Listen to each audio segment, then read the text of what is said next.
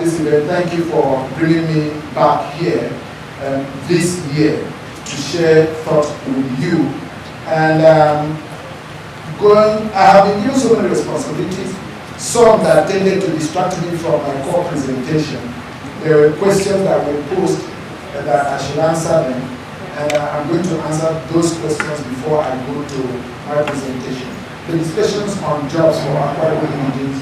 A member of the House of Assembly from the member State Constituency of Onofiok brought a bill seeking to get certain percentage of for the job opportunities here in the state for the indigenous.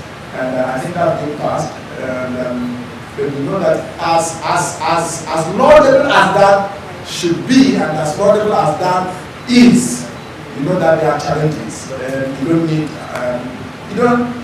any economy in the world is not totally developed by the indigenous.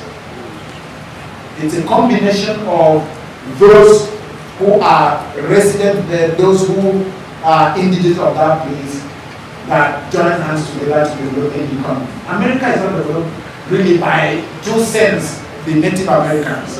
America is developed by immigrants, and most of them are Jewish people. And the greatest, I want to, if I'm right, I believe that those with money in America are Jewish people and are immigrants. And that happens to every other economy.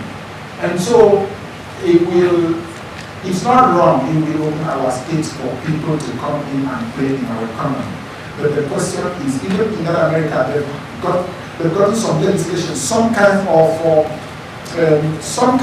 arrangement to protect the right and the privileges of the people who are from there to take the benefit of what they are doing in the economy. And so, strategically going forward, we will continue to strategically open up our state for investment, but we will ensure that our people who are purely agrarian, purely rural, get the benefit of that economy, because that's what has happened to us today as a state. We have made investment, infrastructure investment in the state. We have made investment in the economy, the big ticket things. And so the economy of the state will continue to grow exponentially. Unfortunately, the people have been left behind. And so what do we do into the future is to close this gap. And the only way to close this gap is to build the capacity, human capital development, build the capacity of our own people so that our people can grow and at least try to play in the economy that will continue to grow. We have to match economic growth with its benefit, attendant benefits to the people. And in doing that, we should be able to make some arrangement. Whichever way, I know that an engagement like this will throw up ideas, throw up insights to be able to help us on how we can do that and protect our own people. So that legislation was done. The other one is about the Safety Development Fund. We passed it and then sent it to the Excellency Governor. And I believe that the governor was waiting for the advice of the Attorney General because there are processes of lawmaking. And then after you have sent the bill as passed by the House to the Executive Governor for his assent, he will look for the opinion of the Chief Law Officer, that's the Attorney General of the state, or of the Federation in the nation.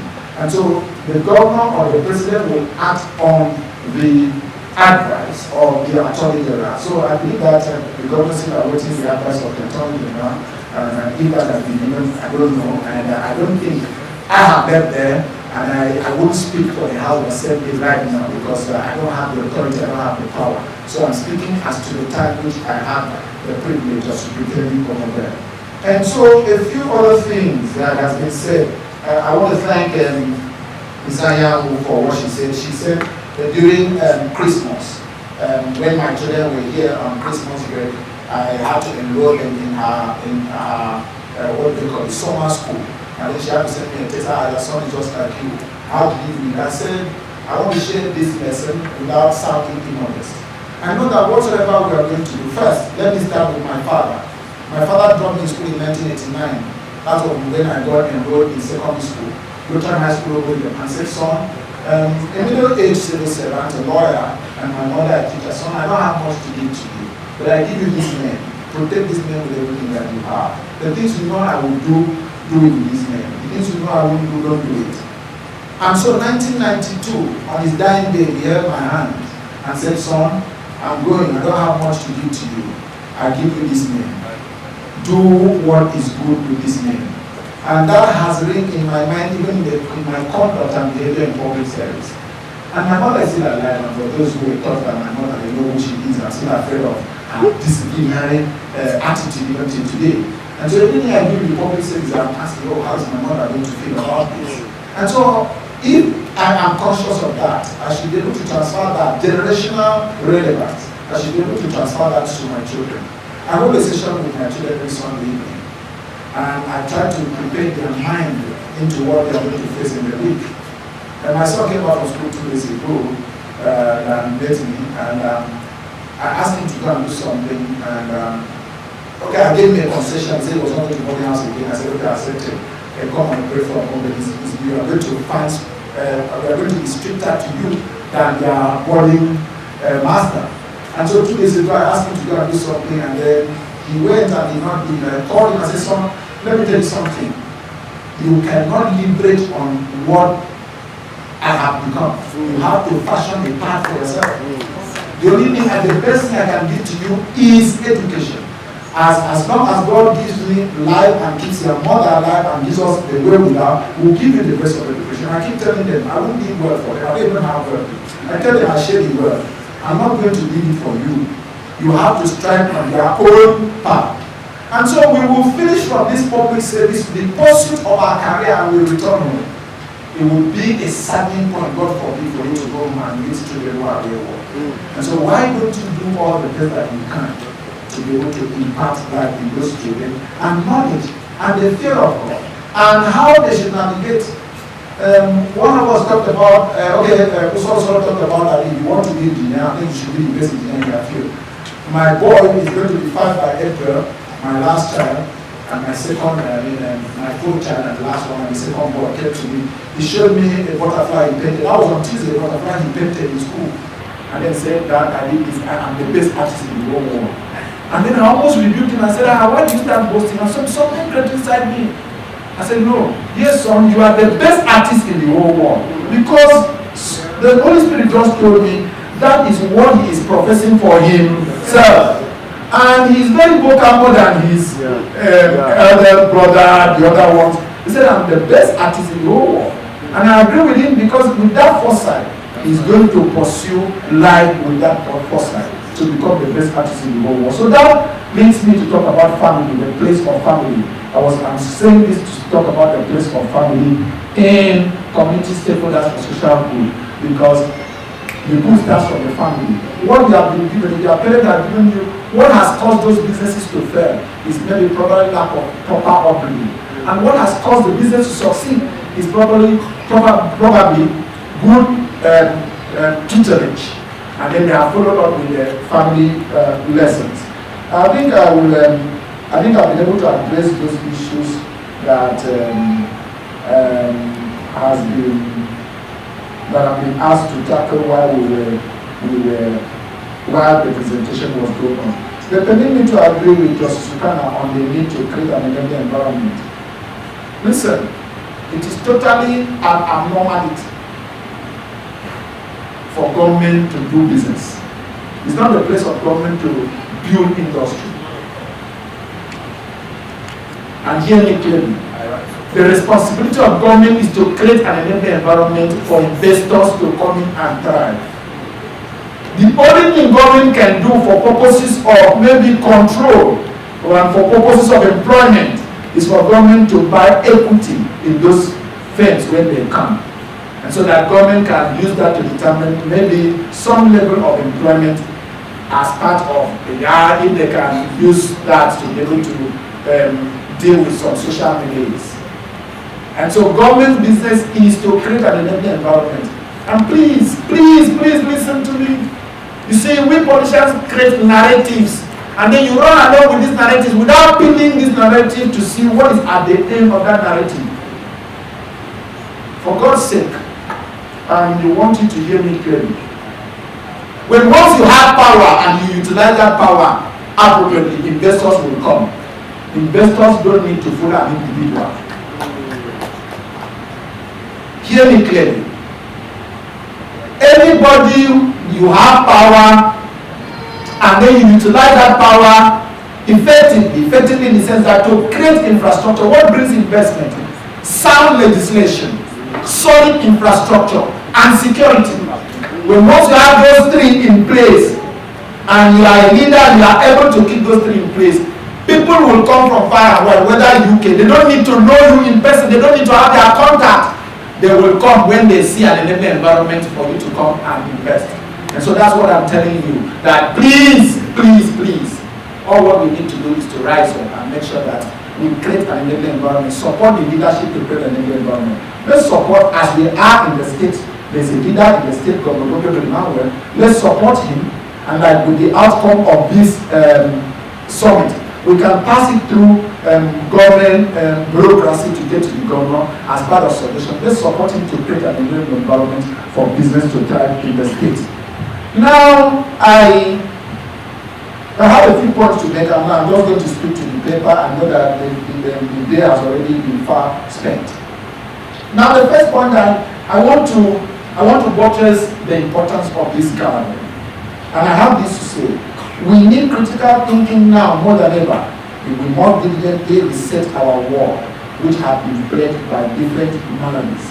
One of which is the COVID-19 pandemic, and I go to add insecurity globally, because we had cases of terrorism, we had cases of banditry, not only peculiar to us. Today, you know, we used to feel that Abu Dhabi was a heaven until we begin to have Yemenis trying to use drones and then to attack Abu Dhabi. And so that's a global challenge. And this is more applicable in our country, which was already challenged in all fronts. I say this with all sense of responsibility. Our healthcare was already challenged, our educational system was already challenged with incessant strike, and then our economy was already challenged. 2-time, almost successive recession. We went into a recession in 2016, and then we had a recession again in 2018. And while we were trying to grapple and rise out of recession, came COVID-19. That there's a double blow on our economy. And so if there's anything we need now to be able to solve the challenges and reset the economy of this state, it is, and the economy of this country, it is critical thinking. So I said recession, the lack of adequate infrastructure, insecurity, etc., before the devastating blow of COVID-19. It is against this background that this gathering presently, and its pre-event, that is pre-summit, are quite commendable. And I want to say that you are young, and then it is a young man that is going to come up with the solutions that we need to solve the challenges of today. And please give me those books. I will make just, in 10 minutes, I will make just a few presentations, and I round up. I want to buttress the point while we are here. Now, I have this book from His Excellency Architect Government Doctor. It says, "It is well with my soul." And let me read what Doctor said in page, when he was giving his plans for the state, his manifesto. And this is what he has to say about youth and women development. I'm very particular about youth development, and it has to do with mentality. He said the current architecture as a then of our state, and I think it is still now, the current architecture of our state is that of a young state with an old mentality. I'm putting on one time. He said the old mentality militates against a proper appropriation of our human resources. The old insist on holding sway till death, while the youth are expected to wait patiently until it is their turn. Even to take that turn, there is little effort to deliberately groom them. In the same vein, our women are largely ornamental, at best, or beasts of burden, at worst. Moreover, old attitudes and customs have crystallized the, and I quote, feminization of poverty in our society. Obawata in his book, page 36. Now,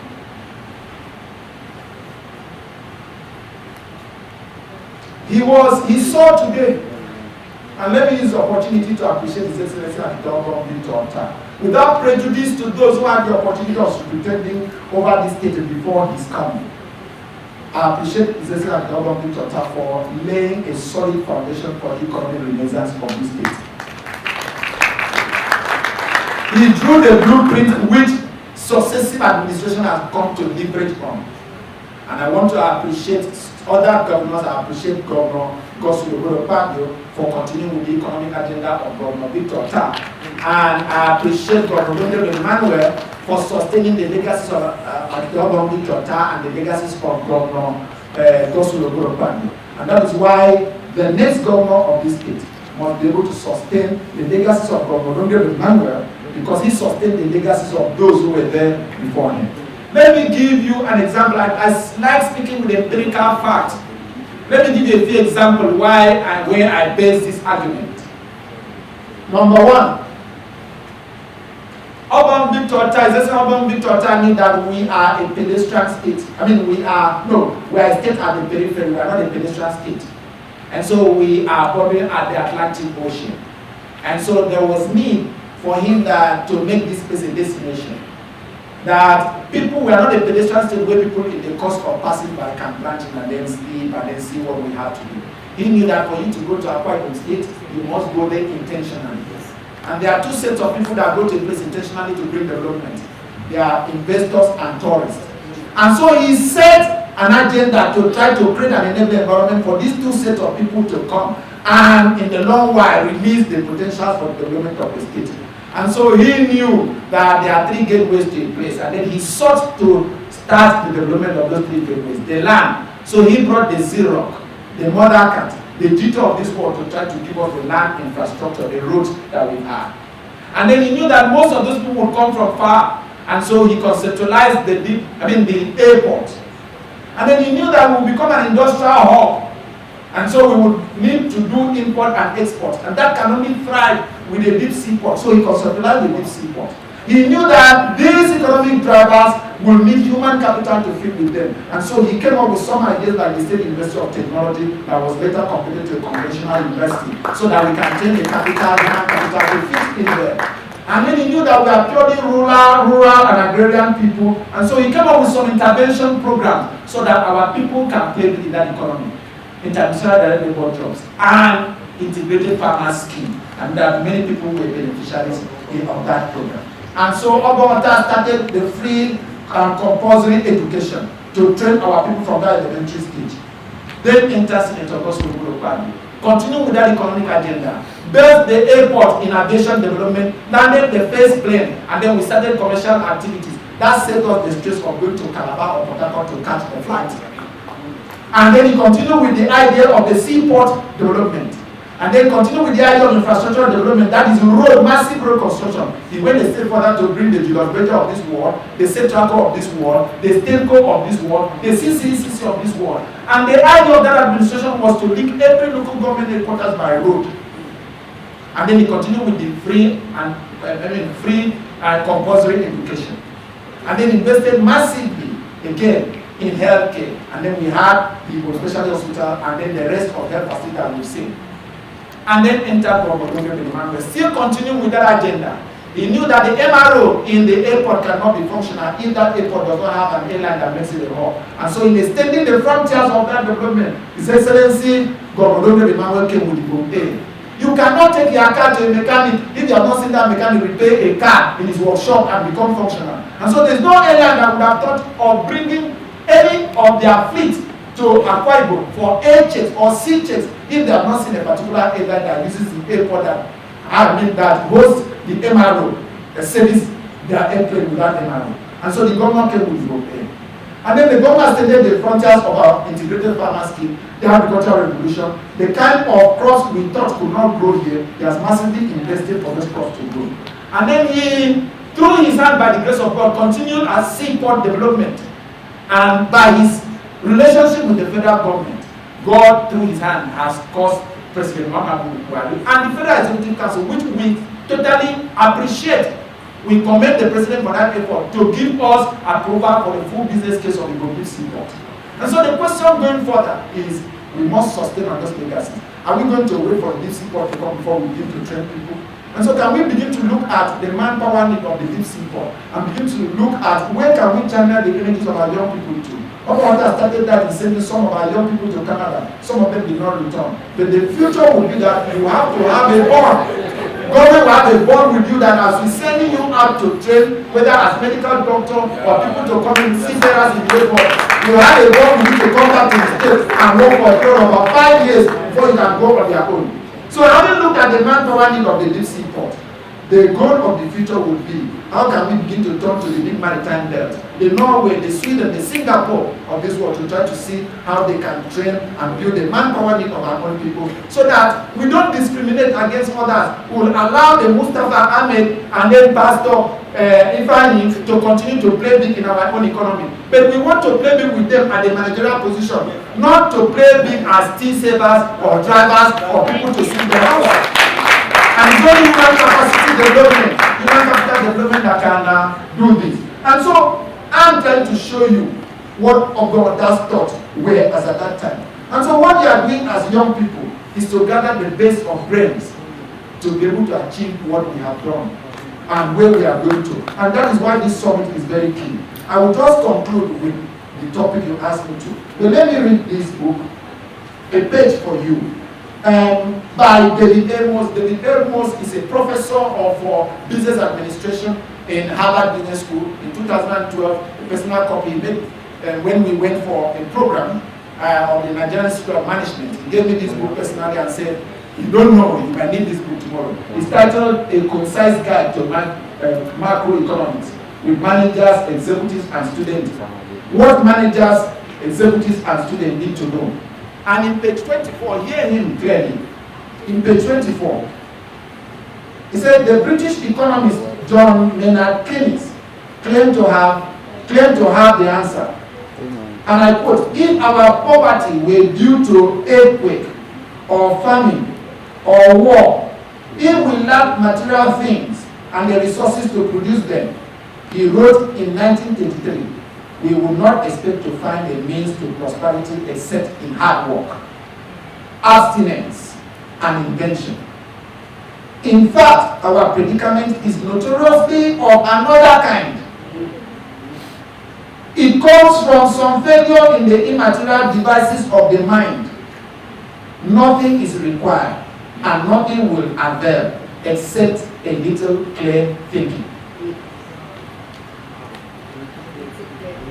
A little clear thinking, which is what we are doing. Critical thinking to come up with resolutions that can help solve the problem for us in this country. And my last quote here is about the people in this room, who you are. You are what I tell the Brain Trust, and I got it from this book.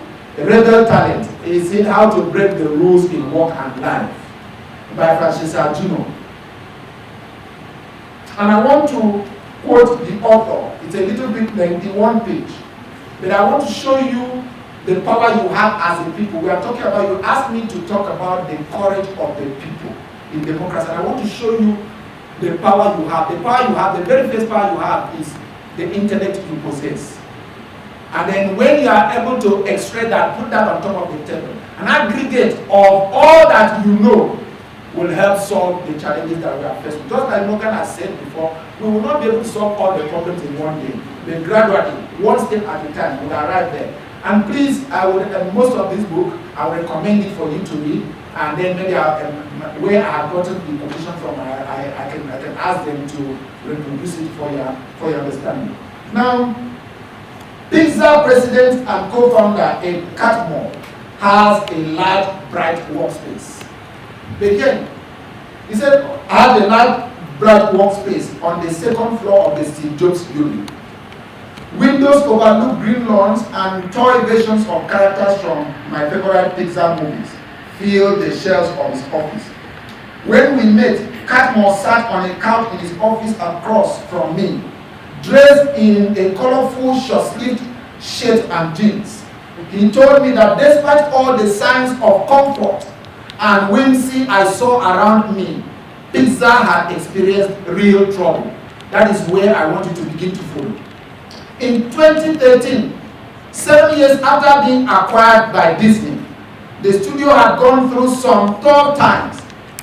Film budgets were rising, the DVD market was shrinking, and production cost was soaring. Pixar management was also increasingly feeling that a key aspect of the company culture, that employees' willingness to speak their minds freely, was not what it used to be. And so you could see what guarding the mind of the people can do. I want to say something here, and I am not counting myself out. The political class of this state has reduced our young people to timidity. And it is not occurring well for us. And so all what we need is that we need to have strong mind, sound mind, who can sit on the table of this country, no matter where they find themselves. They can articulate and advocate for the interest of the state without any fear of intimidation or harassment. Who can hold themselves up high anywhere. How can they do this if we don't train them to speak boldly and audaciously? And then today, there are certain persons who judge up on time. When some people have the courage to speak up, they say, no, he's erratic.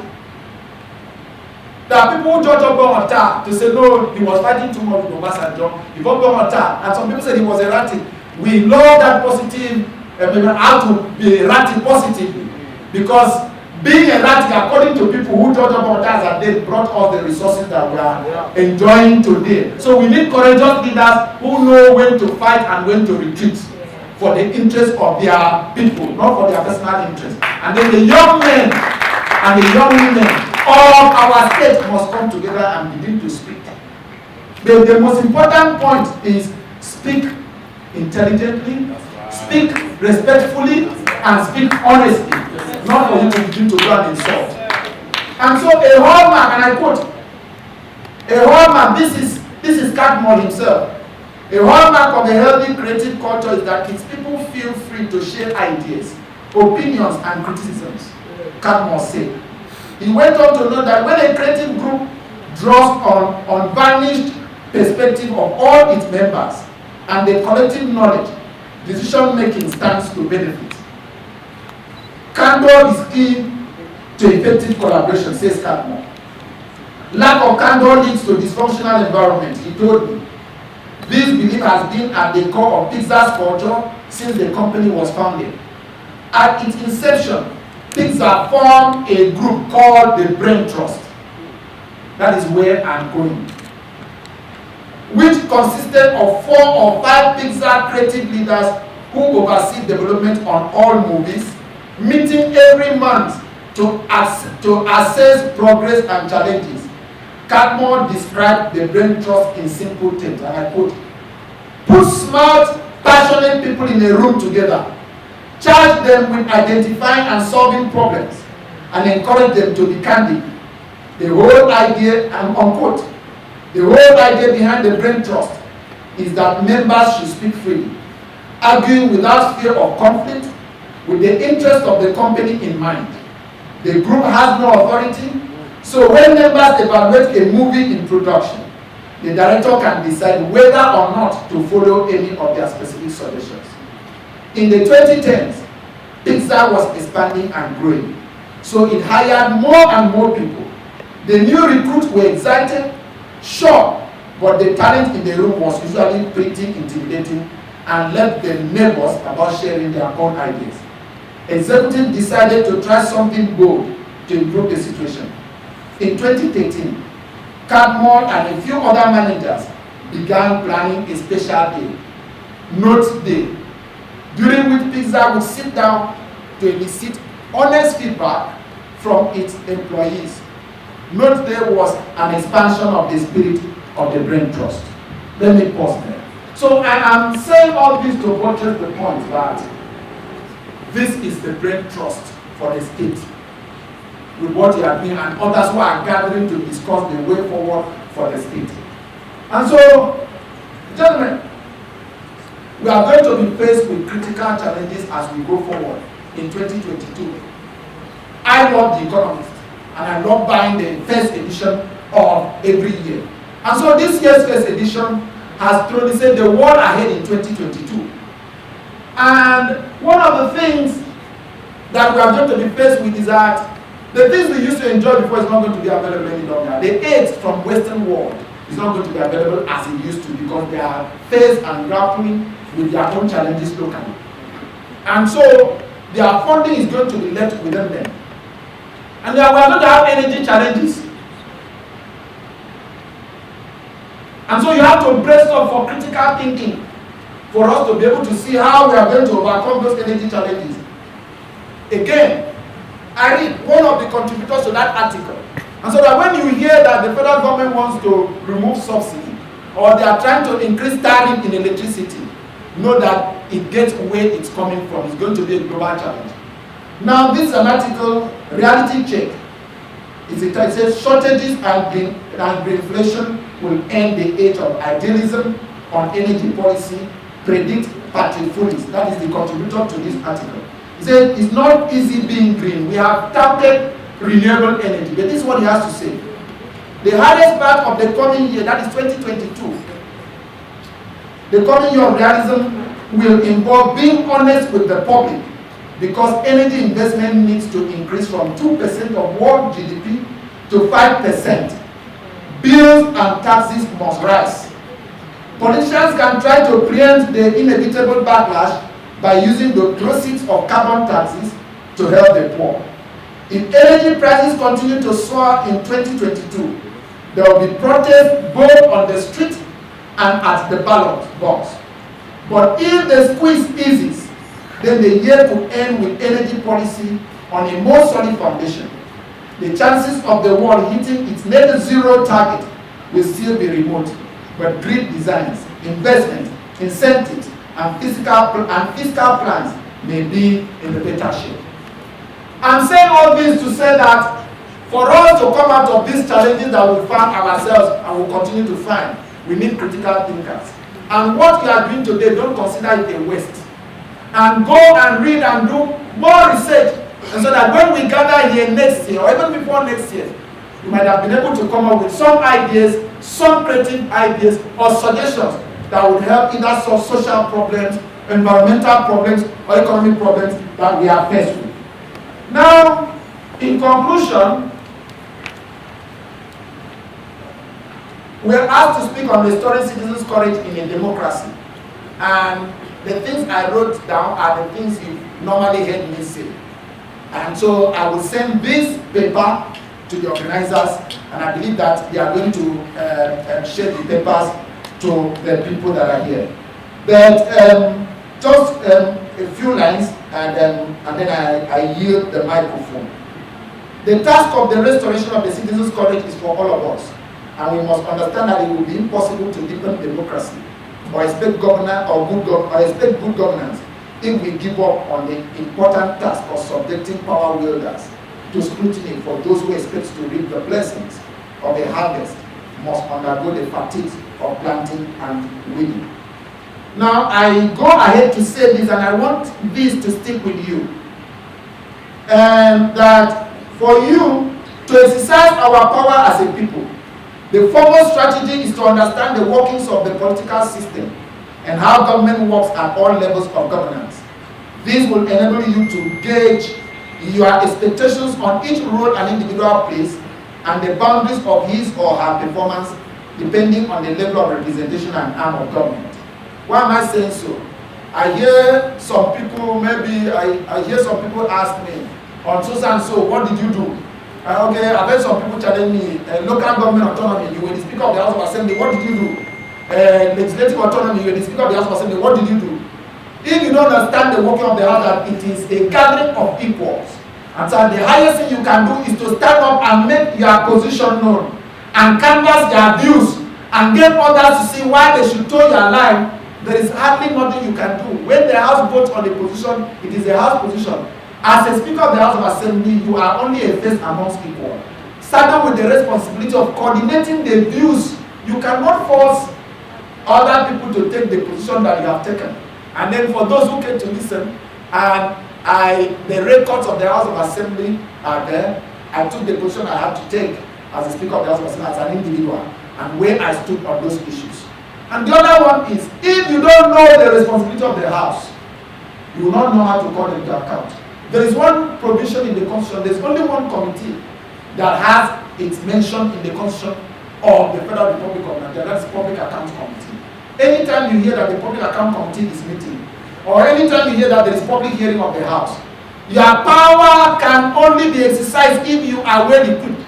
Go and ask questions, go and follow up with what they are doing, so that you will not take what you should expect from the executive and begin to ask the legislature to give you that you want to expect from the executive. And so, as stated here, the role of the executive. And so, if we must get power, rebuilding trust begins with lending a willing hand to a project that is given from a passionate heart to bring a leadership with a strong bond with the governed and the populace, for one who seeks to lead people and cannot relate with their yearnings is like an island without its hinterland, or a body without a heart. We cannot forget that public order, personal security, economy, and social progress are not the natural order of things. They depend on the ceaseless effort and attention from an honest and effective government elected by the people. And so, as part of our cherished goals for the future, we want to give back power to the local communities. We will rely on village development associations for effective need assessment, to have a true picture of what communities need and not necessarily what the government feels is best for them. With this, government programs and policies will be developed directly in accordance with their needs. Justice Ukana challenged me to something, and I still have it here reflected here, and I want to say it again. A government that can be trusted is one that is always on ground, dwelling with the dwellers of our fishing settlement. I don't know how many of us have visited Idapushi before, or visited the fishing settlement in Itu, to see na ibana they say Tiamfi, or ina Mko, or Eko Abu. I don't know how many of us in leadership have gone there before. You cannot seek to solve a people's problem if you don't know that problem, and you cannot know a people's problem if you do not live with them. Otherwise, you are going to be relying on what is written for you, and sometimes most of those things written might be laced with either personal interest or maybe lack of adequate knowledge in that particular area. And so, farming, I'm talking about the dwellers of our fishing settlement, farming with our farmers who ensure we have enough food, and riding with our transporters, as everyone is an important piece in the puzzle for our growth as a people. It is a government that is constantly engaging with elected representatives at all levels, and also having visits to local communities on scheduled weekends to ensure the people in those communities are heard, as well as giving them direct access to government. And it's a government that the executive, one day, I don't know, when we speak about the things to be done, it is not to the extent that the past and the present have not done it. But we are speaking in the sense that no leader has been able to build any sustainable society alone in one administration. If it is so, as established as American democracy is, America will not be grappling with almost about 3-point-something trillion infrastructure bill. They would have said, oh, America has already been developed. So when we speak about the thing that needs to be done, it is not an indictment on those who have had the opportunity. And so going forward, it's a government that if we must give power back to the people, it's a government where the governor, the members of the House of Assembly, the members of the National Assembly, the councillors, the chairman, and all the people would gather in one place, and everybody would owe responsibility. Everybody will know that when government succeeds, it is all of us, from the governor to the councillor back at the local committee, that is responsible. If it fails, God forbid, that it is all these people that are responsible, then we would have reduced the attack on the chief executive officer of the state. We would have now begin to channel our attacks to either the chairman who has failed to perform his responsibility. But when we begin to arrogate powers only to ourselves, that is how the same way that criticism and attacks on the media would be centered on one individual. And so, in conclusion, I reiterate my opinion that the public is entitled to expect from its servant a set of standards far above the morals of the marketplace. As those who exercise public and political power are trustees of the hopes and aspirations of the citizen. But while we acknowledge the difficulty in trusting the process, it would be morally unacceptable, however, to give up on the project of restoring trust on the ground that it's too hard for the difficult task of restoring political trust inextricably entwined with the task of critically reflecting on our own behavior as leaders in our communities. Choosing the best of us to lead us and offering our support as community stakeholders towards significant reforms to our social and economic policies as well as electoral system. And we want to appreciate those who have used their platforms like Tracker Nigeria, like Budget, like Policy Alert to inform the citizens of their rights and inform the citizens of the working of government. So it is on this note that I thank you for the invitation. I flew in for this invitation. I came in by 9:45. I would have been here this morning, but I said I might not be able to meet it. I flew in by 9:40 flight and we landed there about 10:40 yesterday night because I had to honor the invitation of this group, because this is my endorsement and my support, my little way of supporting what you are doing to contribute to a better society. Not because I'm a leader today.